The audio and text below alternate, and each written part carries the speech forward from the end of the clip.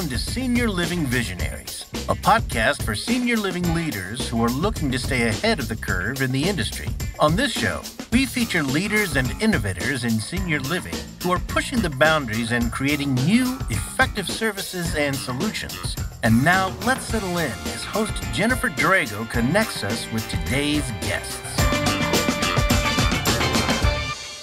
Well, hello and welcome to Senior Living Visionaries, broadcasting live from the Phoenix Business RadioX studio right here in Phoenix, Arizona. And we showcase the leaders and innovators in the field who are shaping the future of senior living. And today is no exception. I'm your host, Jennifer Drago, fresh off vacation. And apparently I haven't let my mouth know that it's time to come back from vacation.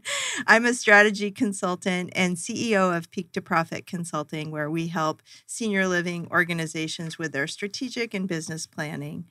And today's guest is Denise Boudreau. I'm so happy to welcome her here. She is the president of Drive, and Drive is an organization that helps healthcare and senior living organizations measure and improve their culture, resulting in improved recruitment and retention. Denise is a former nursing home and assisted living administrator, as well as a volunteer serving on numerous state and national boards. She received her bachelor's in gerontology from the University of Scranton and her master's in health administration from Cornell University, where she currently works as a student mentor. Important work. She is proud to share that she started off her career as a dietary aide and nursing assistant. So you know culture from the ground up, it sounds like, and I'm so excited to welcome you here. Welcome, Denise. Thanks so much. I'm excited to be here. Yeah. And tell us a little bit more about your organization and what you do. Yeah. So we help take what is really this sort of, I call it woo-woo, or this esoteric topic of culture, and really bring data to it. So oftentimes people will say, I have a great culture, or my culture's not so good, it needs some help. And if you ask, how do you know that? People often say, I can feel it in my gut, or I just know it in my bones. You think about how important culture is. It drives occupancy and turnover and revenue, literally every single outcome in an organization. And we're using our gut to figure out if it's working or not working. You'd never roll into a owner's meeting or a board meeting and say, we had a great financial quarter. I could feel it in my gut. I didn't look at any numbers. I didn't look at any data. I just know it, right? It feels that great. Would not ever fly. That's important. So I love the idea that we can measure culture, and we're going to talk about that a little bit more. But explain your definition of culture as it pertains to senior living. And I know it's really important from the recruitment and retention of employees, but I imagine it also affects our residents, the way that we're viewed in the community. So tell me more about how you define culture. Yeah. So culture from the staff side is how we work around here. And, from the resident side, it would be how we live. And there's culture everywhere in your life. There's a culture at, your college that you went to. There's a culture at the place of worship you might go to. In your neighborhood, right? There's culture and microcultures everywhere. And the workplace or living place or a place where people are getting services is no different. And it's basically just the attitudes, behaviors, or the customs that are shaping the decisions. I was not in Tahiti and my mouth is still on vacation, but it shapes the decisions of everybody. So the people working in the organization and the people living there, how we interact with each other, what we do or don't do, is all being shaped by the culture. Okay, perfect. That is a great definition.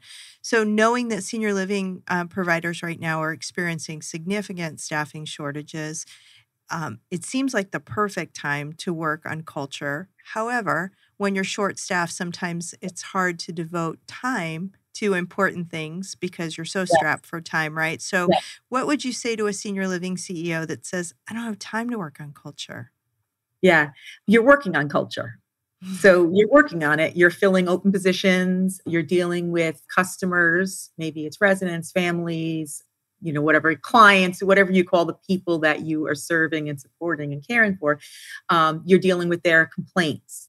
You're probably dealing with financial issues because you're spending so much money on turnover or an agency or maybe lack of occupancy because of the experience people are having there. So you're spending time on it. Mm-hmm. It's whether it's intentional or not. You can't not have a culture. There's a culture in your organization and you are intentionally shaping it or somebody else is shaping it. And that might be, it's in good hands. And lots of times it's not in good hands. And people are creating cultures where it's harder to recruit because people see what's happening there and don't want to be part of it. People might come to work for you and leave very quickly. I hear a lot of that lately, more so than ever. Or people might say, this is not the place for me. I don't want to work here. Right? That's all culture at work. So you intentionally shape it or you respond to the fact that you're not intentionally shaping it. So it's always the right time to work on culture, it sounds like. Yeah. It's like, what's the best time to plant a tree, right? That saying, yesterday, last week, or if not today, right? Yeah. You can start. People sometimes think about culture and it feels like just so overwhelming, boiling the ocean kind of. And it doesn't have to be this huge, and it shouldn't be this huge pendulum shift. It can be small, intentional changes, or maybe things that you're doing that you just need to do a little bit more of each day. And those behaviors are adding up to your overall culture. Culture is not that huge once a year party, or people will say, we have a great culture. We raffle a car off to staff. That's not culture. Right? It's not a foosball table in the break room. It's these small little behaviors that people are noticing and modeling themselves after that are adding up to the culture.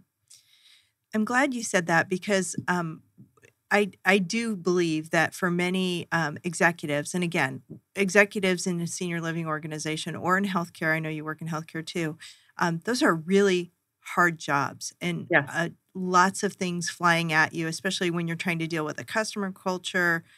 I shouldn't have used your word. You're trying to deal with your customers and their satisfaction, your employees and their satisfaction, regulatory issues. I mean, just they pile on. And so it can truly seem overwhelming when you say, oh my gosh, I want our culture to be better. Where do I start? So if you were to, you mentioned small behaviors or small actions can have a big impact. If you were to give our audience today just one takeaway of one thing they could do differently that could have a really positive impact on their culture, what would you say that might be? Yeah, so when we measure culture, the number one value we've seen from our research, or the number one value or behavior that we've seen from our research that makes a difference, starting foundational, is respect. And so no organization could go wrong by focusing more on that value or behavior of respect. After that, it's employee recognition. After that, it's accountability. After that, it's coaching and mentoring. But those things all build on a value of respect. Employee recognition, a lot of times people focus on that, and it's fabulous. Usually organizations, you can't give too much thanks or praise. But if you don't feel respect, it's like, Jennifer, you don't think I respected you, and then I come over and tell you how fabulous you are, it seems pretty fake and it doesn't really feel genuine, right? And it doesn't really mean much to you. And respect as that foundation will always serve you and your organization. And, we measure culture for a reason, so we can see specifically what is needed in each organization and even each site. If you're in a multi-site organization, you know this. Every site has its own little microculture, and even every department kind of has it, and even shifts have it. But overall, when we take all of our data and put it together, what we know is that respect is that number one thing. And so if I were you or your listeners, I would be thinking, well, what does that mean? I'm so glad you kind of asked, right? It means that when we ask staff this, what does respect mean to you? It means to people knowing my name, saying hello to me, asking how I am. That's pretty simple. Yeah, like the bar is down here. They're not asking for this. They're asking for say hello, ask me how I'm doing. Show me that I actually matter to you is what people are asking for. Wow. Wow. Really achievable, really doable. That's Yeah. great. Yeah. Yes. And you're right. It's foundational. That I was thinking about places where I've received recognition, but sometimes that day-to-day respect isn't there. And you're absolutely right. It feels disingenuous. Like, Yes. oh, okay, yeah, I get it. Yeah. You're checking a box now, but but you dismissed me yesterday when I was trying to tell you about a challenge that I'm having in my department. Yeah. Exactly. And then the coaching and mentoring, people create these incredible programs. Is coaching and mentoring bad? No, absolutely not.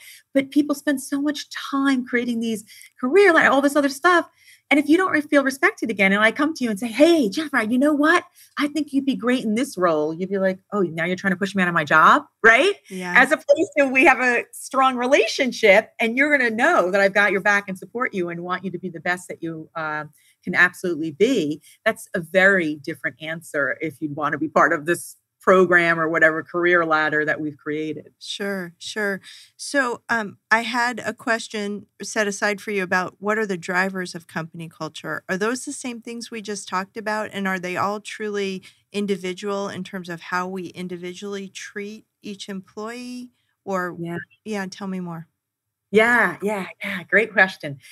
You can see I get excited about this. So people come with their personal values in them, what's important to them. When they can show up true and authentically themselves, they do better and your organization does better.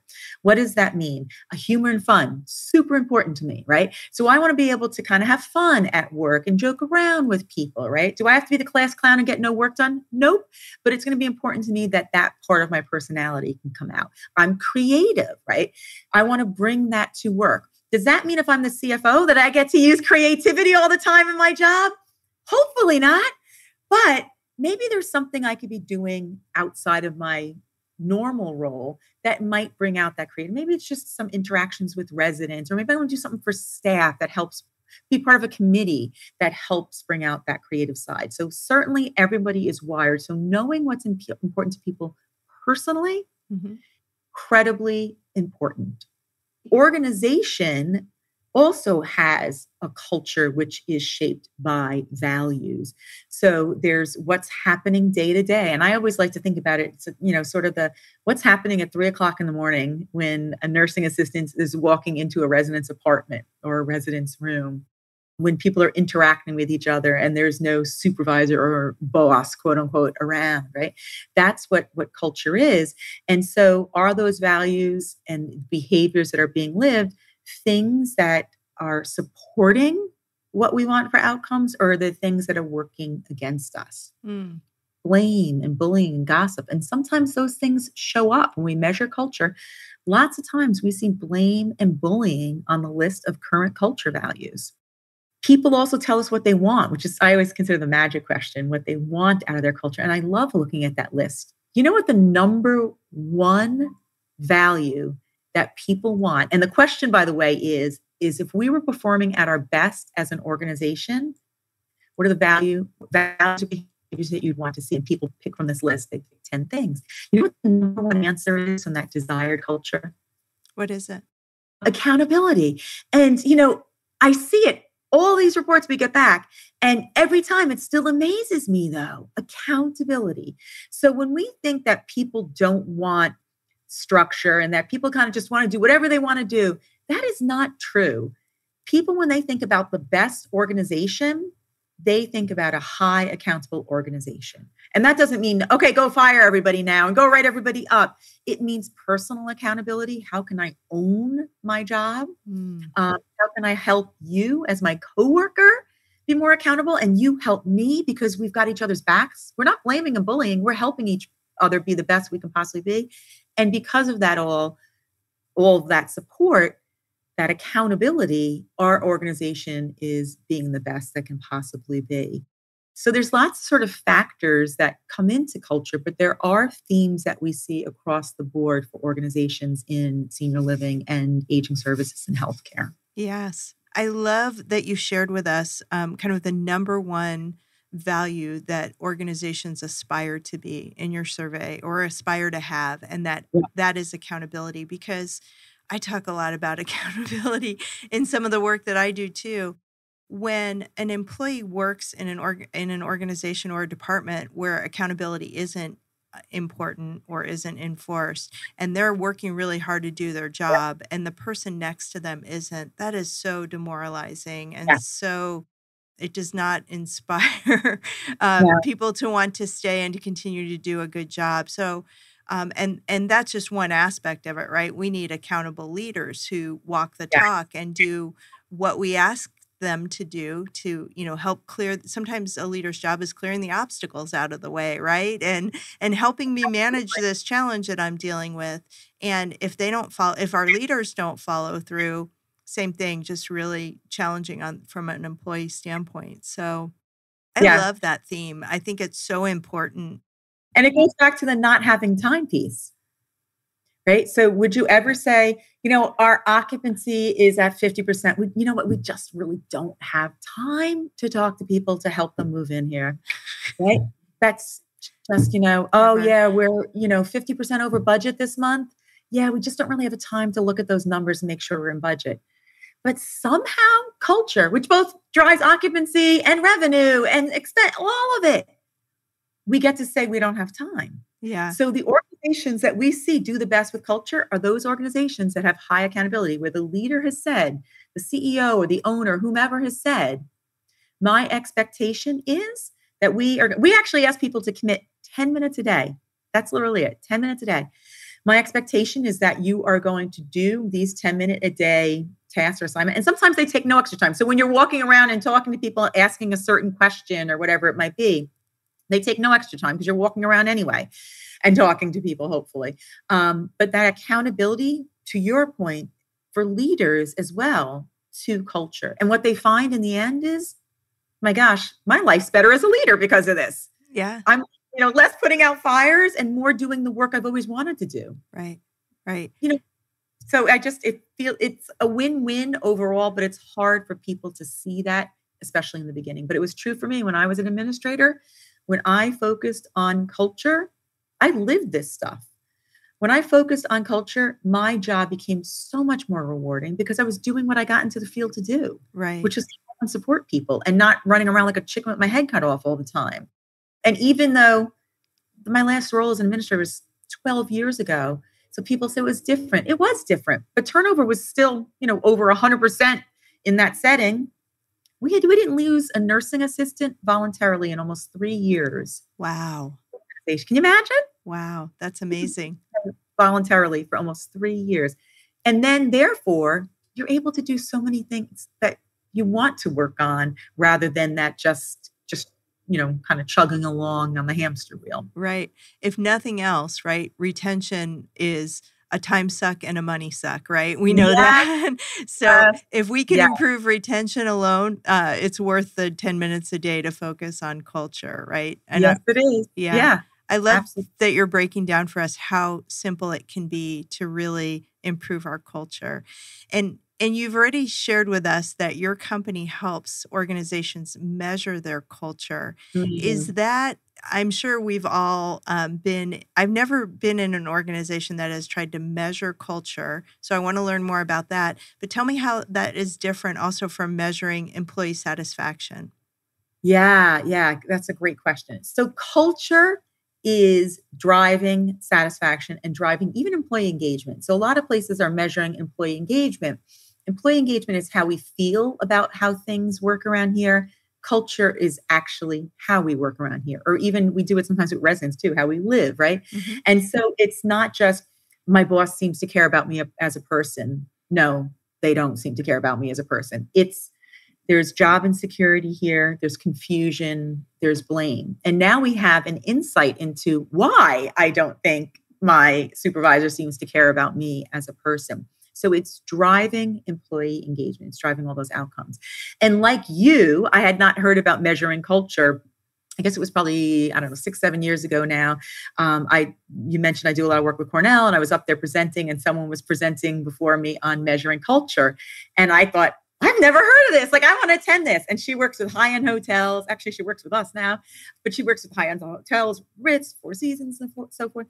And when they were struggling with occupancy at the hotels, the first thing she would do is measure the culture of the staff. Mm-hmm. And So I thought, I have got to bring this to our field. And interestingly, 3 questions. What are your top 10 personal values? And I shared a little bit about that. When you show up authentically you at work, you do better, organization does better. Thing that's really neat about this too, though, are people are changing their job ads. We have a woman that increased she's a director of HR. She increased her applicant pool by over 1,200%. I did the math like 10 different times, 1,200%. Wow. By taking her Indeed ad and writing it to how people were wired in her organization. So she looked at those personal values and wrote an ad to them and spoke. So people are reading this ad and saying, that's me. I belong working there. What a great idea. Isn't what a great that cool? strategy. I know. And I said, like the perfect thing to kind of think about with that is I love everybody in our field, but sometimes I read these ads and I just want to cry because you can take one name out and put another organization's name in and it's the same ad. But, if you are selling a Ferrari and you're selling a minivan, you could, in essence, say they're both vehicles, right? They're both getting you from point A to point B, but a Ferrari ad is written very different from a minivan ad. And neither one is right or wrong. They're just going after a different audience. And so it's the same thing with our job ads, right? Are we writing in a way? So if I read an ad that was kind of fun and I'd be like, oh, that's the place for me, right? They get me. And so there are things that are the same in every organization. Compassion and caring, 2 of the things we see in almost all the personal values in the organizations where we measure culture. But then there are a lot of things that are different. So humor and fun sometimes shows up. Positivity sometimes shows up in personal values. Sometimes it doesn't.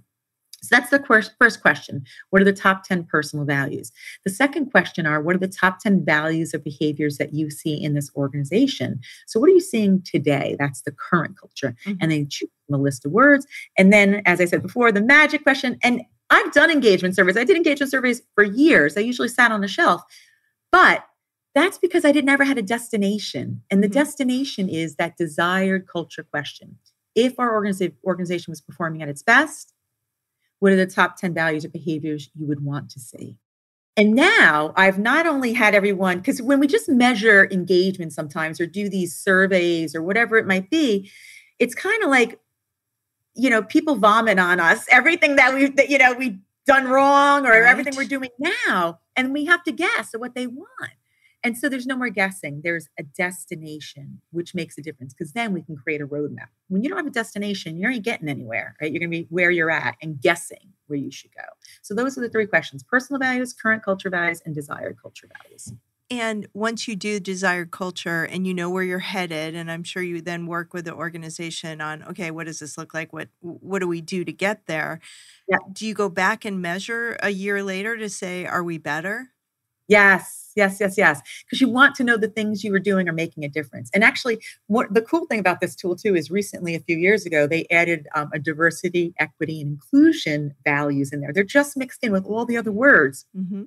You can see sometimes organizations' unconscious bias shows up. Sometimes retaliation shows up. So you can even get a measure on those diversity, equity, and inclusion initiatives that so many organizations are working on right now.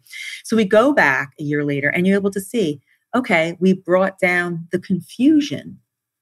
We brought up the accountability, right? So we know we're going on the right track. And then we see what that current priority is. The nice thing about this tool too is, once again, culture feels like this boiling of the ocean.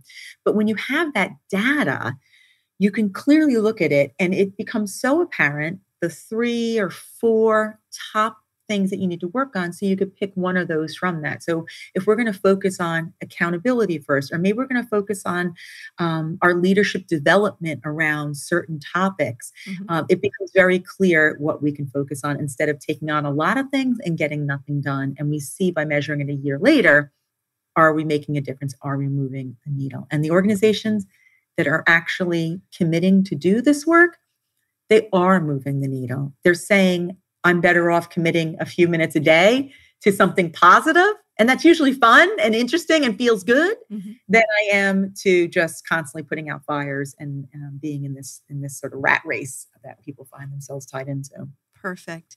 My final question for you is, and we've talked about it in kind of abstract terms. So we know that culture drives retention, our ability to recruit and retain, I should say. It can drive occupancy, our resident satisfaction, our staff engagements, all the things we've talked about. I feel in my gut that culture increases financial performance of an organization, but is there any research that bears that out that shows that that's true? Yeah, so we actually have a white paper on our website that this is fascinating. It is a multi-site organization, and we measured their culture at all their different sites. And the occupancy, the VP of sales and marketing was in the room. We were giving them the results, and we would say, this site's got a really strong culture. And she said, oh, they're always full too. And then these guys are kind of struggling a little bit more. Yeah, they struggle with their occupancy and census too. And then sort of as we went along, it was like, wait a minute. And so we gave it to a researcher who looked at it. And what we found was this is the same organization. So when you think about intentionality around culture, this is why it's so important that everyone's not just doing their own thing, that we're being intentional about it. The occupancy in the struggling sites was 66% on average.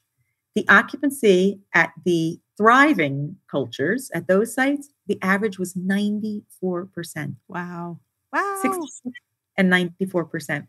We know turnover, right? So labor is our biggest cost. We know turnover is 38% lower. Strong cultures compared to weak cultures, 38% lower turnover. And I always tell people, if you have 38% lower turnover, guess what you get? You get 38% less positions to fill too, right? Mm-hmm. So now you've just improved your recruitment by 38%.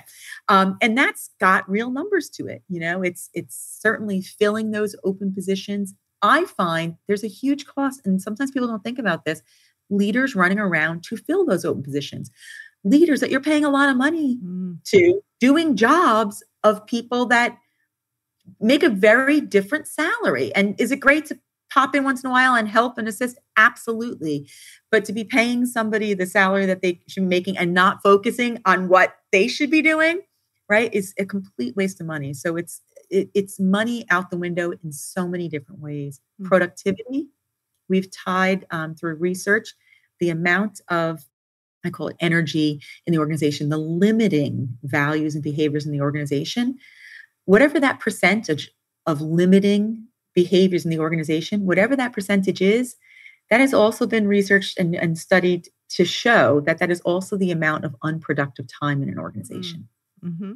If we have 20% limiting values in an organization, we have 20% unproductive time. Do you know what that means? That means if your labor budget is, $10 million, 20% of that $2 million is unproductive time. And add to it the turnover cost, right? That's totally separate. Right. And that's because there's confusion. I don't know what I'm doing. And so I'm redoing work, or I'm making mistakes, or I'm not talking to you because I know you blame me for stuff. So I don't tell you something that I should tell you that might help have a better outcome for someone. Right? So it's a lot of time wasted when we don't have strong, thriving cultures. Mm-hmm. And that accountability is missing too. Which all adds up to dollars at the end. So you take occupancy, you take turnover, you take the ability to recruit. Even safety is related to this. Right? Literally every single outcome. Revenue has been, for years, decades, they've shown revenue tied directly to culture. And all of these outcomes, depending on, am I being intentional, or am I saying, I don't have time for that, right? I don't have the time to invest in that. So, I'm a strategist. I've been a chief strategy officer of organizations and in the strategy world for years. And there's this saying out there that culture eats strategy for breakfast. And I believe it, but tell me how you think a good culture helps your strategy. I think culture and strategy can sit down and have breakfast together. Oh, that's a nice way to say it. I'm going to start quoting you. Well, don't quote me. I read it in a book. Okay. But yes. Right. But I read that and I was like, it's so true, because people kind of go back and forth, right? Which is more important.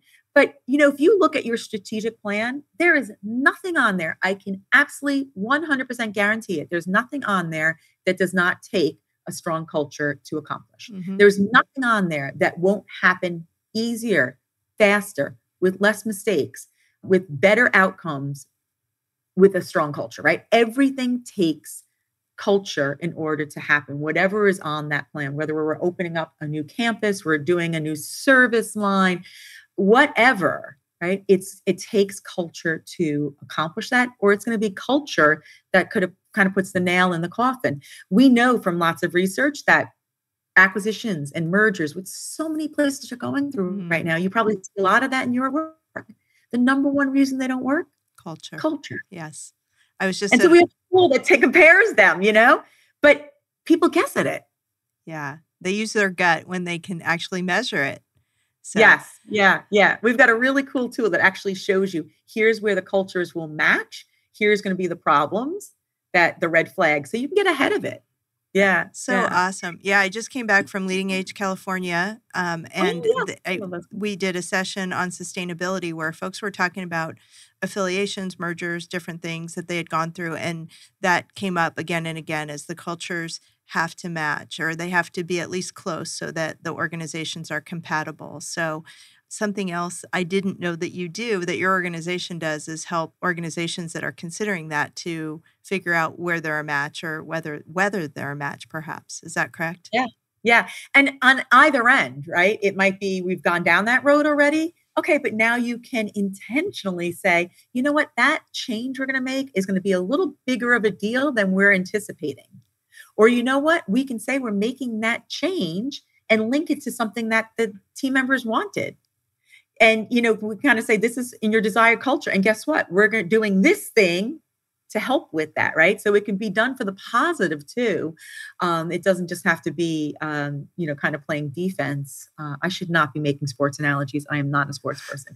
We can, we can kind of get ahead of it a little bit. Perfect. Well, Denise, I want to thank you so much for all the wisdom that you shared with us today. I've learned so much. And tell our audience, if you would, how they can get in touch with you, how they can learn more about your organization. Yeah, absolutely. Our website is cultureoutcomes.com. So it's culture and then outcomes, OUTCOMES.com. And you can click on there to connect with us and learn more about what we do. You can also send an email to info@cultureoutcomes.com. We'd be happy to tell you about measuring culture or send you any of the resources. That white paper I mentioned is on there, and lots of other resources that you can connect with. Perfect. And we'll put all the links in the show notes so everyone can have access. And I know you're on LinkedIn and very active, and your company Drive also has a company page that you can follow. So that's awesome. Well, thank you so much for your time today, Denise, and for sharing all the wisdom around culture and why we should really pay attention to it. Fabulous. Thanks for having me. You bet. So this has been another episode of Senior Living Visionaries, where we honor and feature the innovators and executives and advisors who are really shaping our industry for the better. I hope you'll join us for future episodes, and you can also subscribe to be on the list to receive information about new episodes as they become available at seniorlivingvisionaries.com, or subscribe on your favorite podcast platform. Thanks so much. I'm Jennifer Drago, and I'll see you next time. You've been listening to the Senior Living Visionaries podcast and radio show, where we showcase the leaders and innovators in the industry who are pushing the boundaries and setting the stage for the future in senior living and services. Join us next time as we share the bold ideas and breakthroughs of the industry's most forward-thinking leaders here on Senior Living Visionaries.